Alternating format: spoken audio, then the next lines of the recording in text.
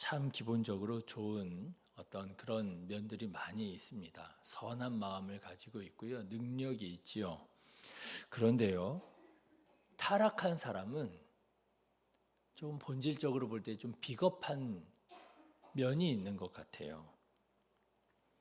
자기가 책임져야 할 때 책임을 지지 않지요.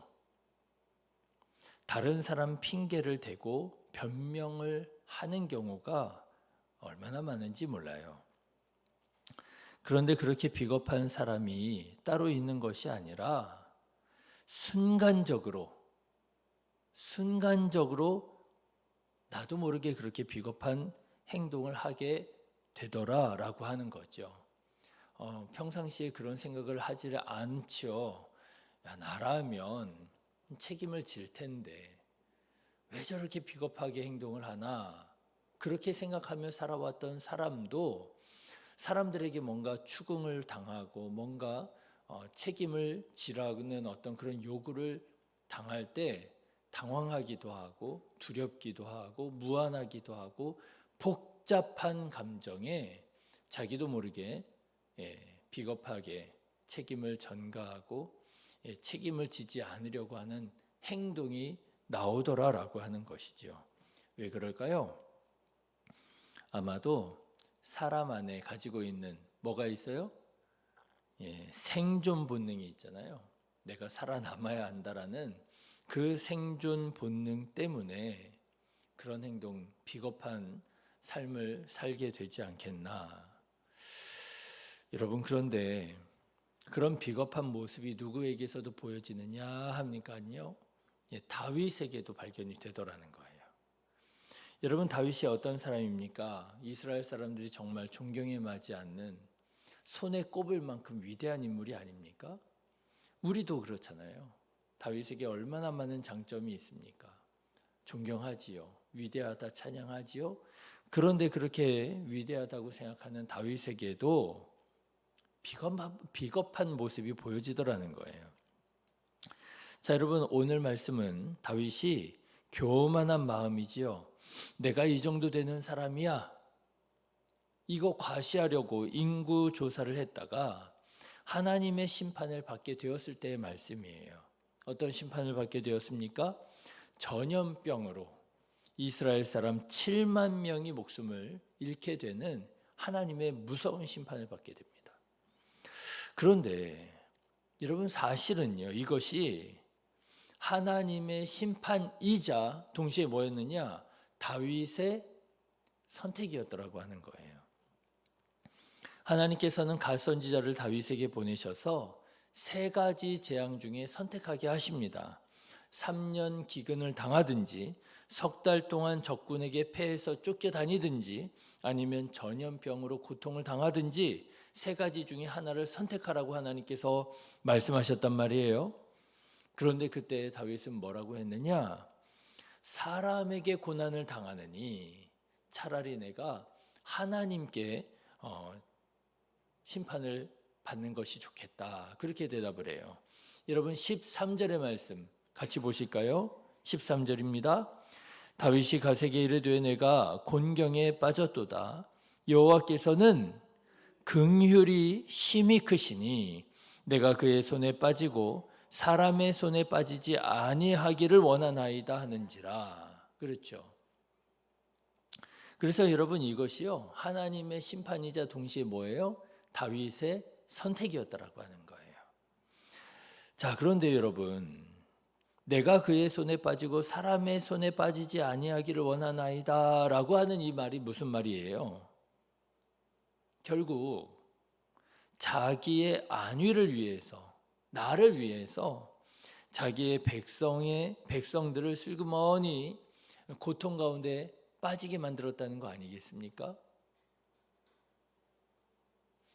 여러분, 이게 듣기에 말하기에 조금 애매하고 모호한 부분이 있는 거지, 아주 노골적으로 말하자면요, 다윗은 내가 조금 이렇게 적군한테 패해가지고 도망다니고 이런 수치를 당하고 고난을 당하느니 그러면서요, 하나님의 손에 내가 내 운명을 맡기겠습니다. 전염병으로 내가 전염병을 선택하겠습니다. 그런 거 아니에요. 말하자면 죄를 다윗이 지었는데 누구한테 그 책임을 슬그머니 밀어놓느냐? 백성들에게 그 심판을, 그 재앙을 당하도록 이렇게 밀어놓는 게 돼버리는 거예요.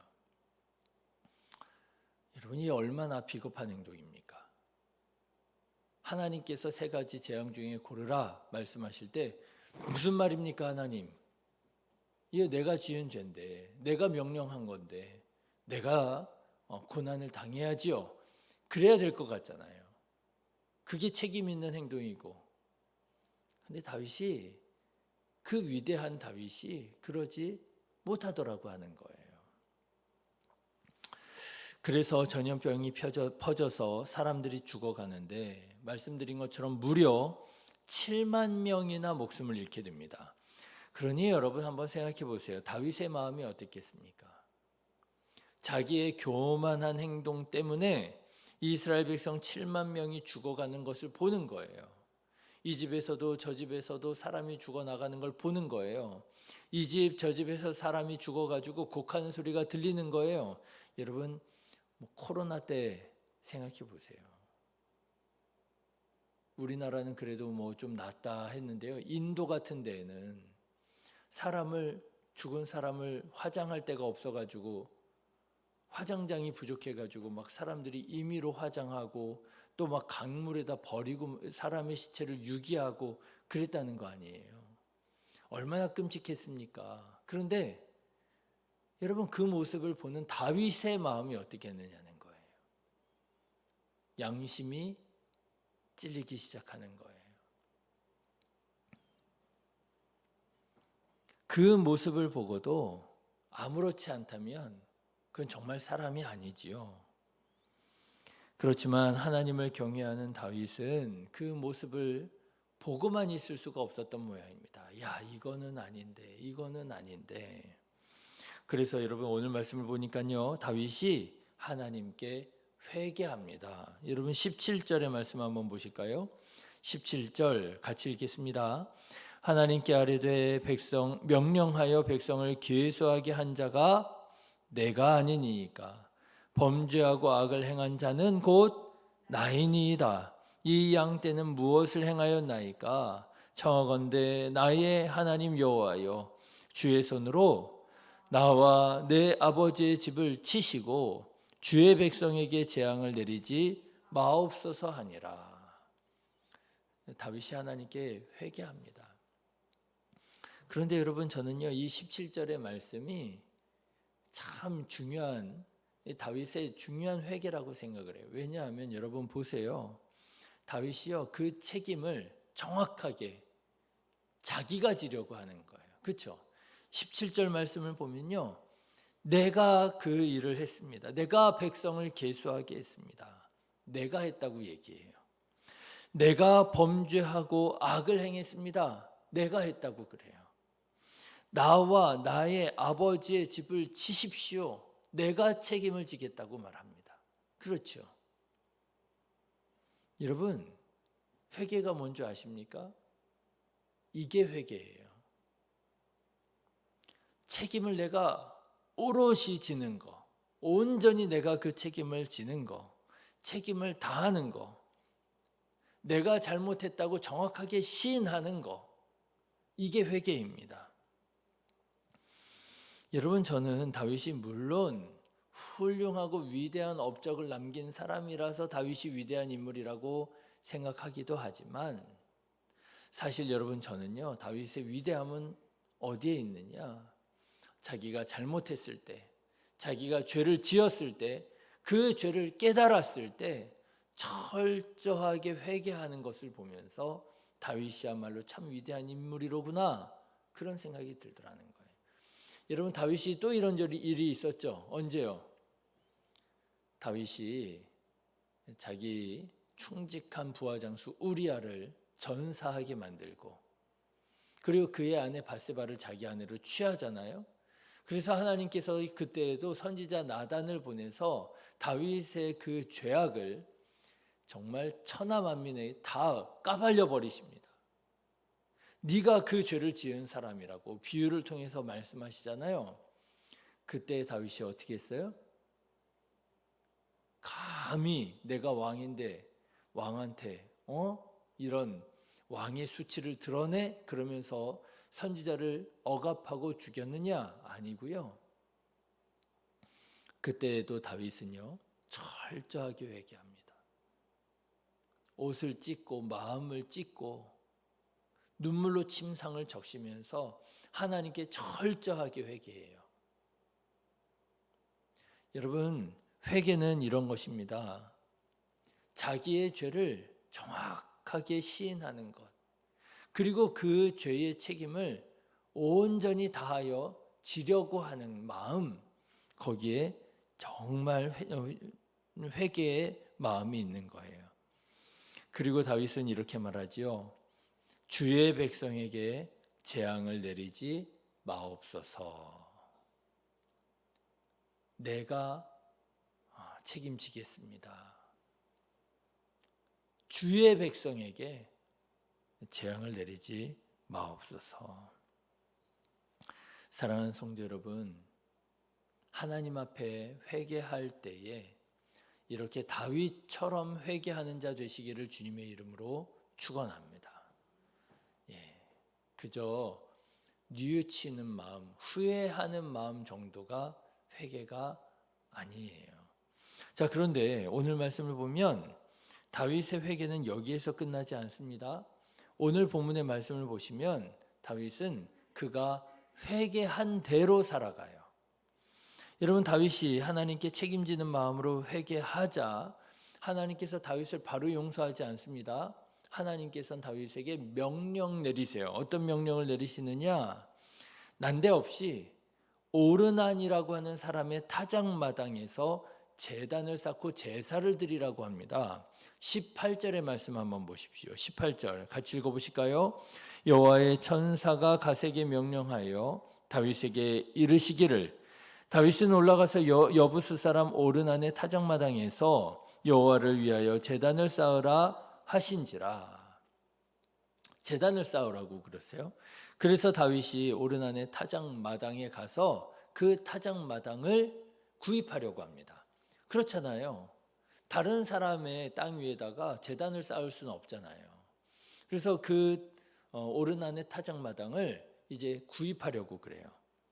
자, 그런데 성경은 다윗이 그 마당을 어떻게 구입하는지를 아주 자세하게 말하고 있는데, 그런데 다윗이 그 마당을 어떻게 구입하는가 보니까요, 다윗이 회개했던 그 내용처럼 구입합니다. 무슨 말이냐 하면은요, 다윗이 하나님의 명령이라고 그 땅을 빼앗지 않고요, 오르난이 거저 바치겠다고 하는데도 거저 받지 않고요, 그 땅값을 고스란히 다 치르고 600세겔을 주고 그 땅을 삽니다. 여러분, 다윗이 뭐라고 회개했다고요? 자기 백성이 아니라 주의 백성으로 여기면서 주의 백성에게 이 재앙을 내리지 말아달라고 그렇게 회개했다고 그랬잖아요. 그런데요, 다윗이 그 자기가 회개한 그대로 자기 백성을 자기 백성이라고 생각하지 않고 주의 백성으로 여기고, 자기 백성의 것을 빼앗지 않고, 고통 주지 않고, 거저 받지 않고 그 값을 치루어 하나님의 백성으로 합리적으로 그를 대하더라라고 하는 거예요. 여러분, 저는 오늘 말씀을 준비하면서 또 한 가지 회개의 중요한 점을 깨닫게 되었습니다. 회개는 뭐냐? 말만 하는 것이 회개가 아니라, 생각만 하는 것이 회개가 아니라 삶이 변하는 것이 회개라라고 하는 거예요. 다윗이 하나님께 기도합니다. 하나님, 백성들이 죽어가는 걸 내가 볼 수가 없어요. 하나님, 이 백성들이 주님의 백성들이 아닙니까? 이 백성들에게 재앙을 내리지 마십시오. 내가 책임 다지겠습니다. 이러잖아요. 그런데 그게 말만으로 그쳤더라면, 생각만으로 그쳤더라면, 여러분, 오르난의 타작마당에 갔을 때 어떻게 했겠어요? 야, 내가 왕이니까 이 땅 바쳐. 하나님이 이 땅에서 제사를 드리라고 그러셨어. 그러니까 이 땅 바쳐 하면서 어떻게 했겠습니까? 백성을 억압하지 않았겠습니까? 아니, 억압해서 빼앗지는 않을지라도 오르나니 아유 임금이시여 이거 바치겠습니다 할 때 아유 그럼 당연하지. 이거 하나님께서 제단 여기에서 제단 쌓으라 그러셨어 하고 그냥 거저 받으려고 하지 않았겠습니까? 그런데요, 다윗은 자기가 기도한 대로 주의 백성이 재앙을 당하고 고통을 당하는 걸 이제는 볼 수가 없는 거예요. 그래서 회개한 대로 그에게 600세겔을 주고 그 땅을 구입하게 되었던 것이죠. 사랑하는 성도 여러분, 회개할 일이 있으시거든 다윗처럼 회개하시기를 주님의 이름으로 축원합니다. 책임지는 자세로 회개하고요. 회개한 대로 살아가는 거예요. 그것이 회개지요. 다윗이 이렇게 회개했을 때에 하나님께서 다윗의 회개를 받으시고 용서하셔서 재앙을 멈추게 하시게 되지요. 여러분 혹시 하나님과의 관계에서 하나님의 복을 받는 것이 아니라 도리어 하나님의 심판과 저주를 불러올 죄의 문제가 우리 안에 있지 않습니까?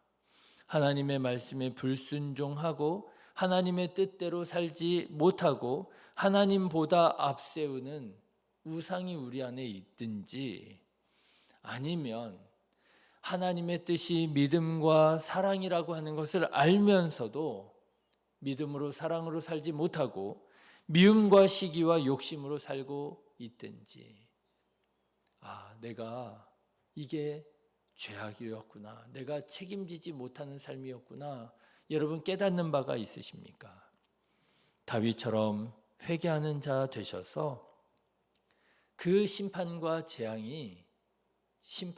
재앙으로 임하는 것이 아니라 도리어 복이 되고 기쁨이 되고 간증이 되어 하나님께서 원하시는 복된 삶으로 나아가게 되어지는 우리 성도님들 되시기를 주님의 이름으로 축원합니다. 기도하겠습니다.